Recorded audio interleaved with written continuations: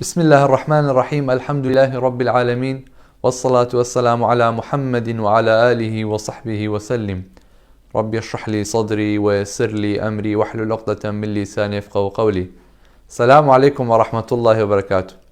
ئازیزانم، لە ڕۆژی دواییدا لە دادگای خوددادا مسلمانەکە دەبنە سێ جۆرە بۆ دادگایکردن.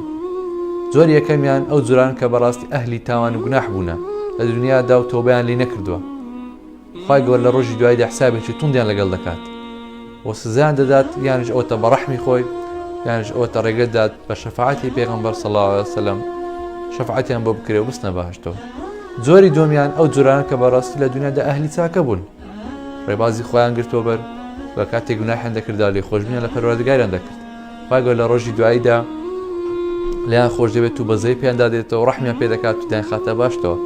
جۆری سێمیان کە بەڕاستی زۆرێکی تایبەتن ئەو جۆرانان کە بەبێ حساب و بەبێ عەزاب دەستنە بەهەشتەوە. وەکو لە فەرمودەیەکدا هاتووە پێغەمبەر صلی الله علیه وسلم دەفەرمێ لە ئومەتەکەم 7,000 کەس بەبێ حساب دەستنە بەهەشتەوە. لیان پرسی ئەی پێغەمبەر صلی الله علیه وسلم چێن ئەوانە؟ فەرمووی لە یەکەم خاڵدا هم الذين لا يسترقون، یەکەم خاڵ ئەوەیە کە داوای لە خەڵک ناکەن ڕوقیان بەسەردا بخوێندرێت لە کاتێک تووشی نەخۆشییان هەر حاڵەتێک دەبن کە پێویست بە قورئان خوێندن بکات، بەڵکو خۆیان ئەوەندە پشتیان بە خوای گەورە بەستووە خۆیان قورئان لەسەر خۆیان دەخوێنن. خاڵی دووەمیان هم الذين لا يكتون، ئەوەیە داخکردن بەکار نایەنن کاتێک تووشی نەخۆشێک دەبن یەکسەر تووشی ڕەشبینی نابن من تا ناموامرینە ئەوامرینە نەخێر، بەڵکو ئومێدیان بە خوای گەورە کە خوای گەورە شیفایان دەدا وإذا مرضت فهو يشفين، خوای گەورە شیفام دەدا، بەڵکو ئومێدی بە خوای گەورەیە. داغ بەکار نایەن یەکسەر بە ڕۆشتێک بەکاربێنی بۆی عەزابەکەی نەمێنێ و نەخۆشەکەی لەسەلاکەوێ و یەکسەر تووشی نائومێدی بێ نەخێر. جۆری سێمیان هم الذين لا يتطيرون، ئەو جۆران کە بەڕاستی لە سەدەمی مینەفامیدا هەبوو لێساشدا بە نەوعێکی تر هەیە.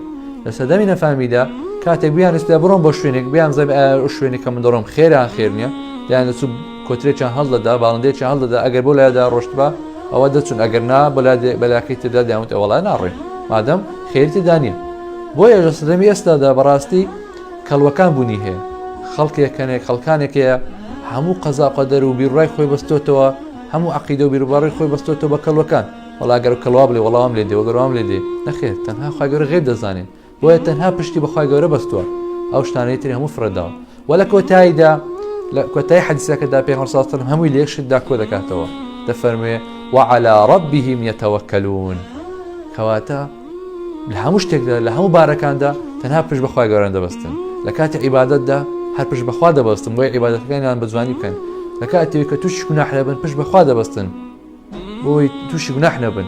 و لە کاتی موسیبەتدا هەر پشت بەخوا دەبەستن، چونکە دەزانن خوای گەورە موسیبەتەکەیان لەسەردا دەبن. بۆیە خۆشەویستانم با ئێمە لەو کەسانە بین کە بەبێ حساب بچینە باشتەوە، حاریز نەبێ هەوڵی بۆ بدەین. هیوادارم سوودتە پێتان گەاند بێ. وصلى الله على محمد وعلى آله وصحبه وسلم.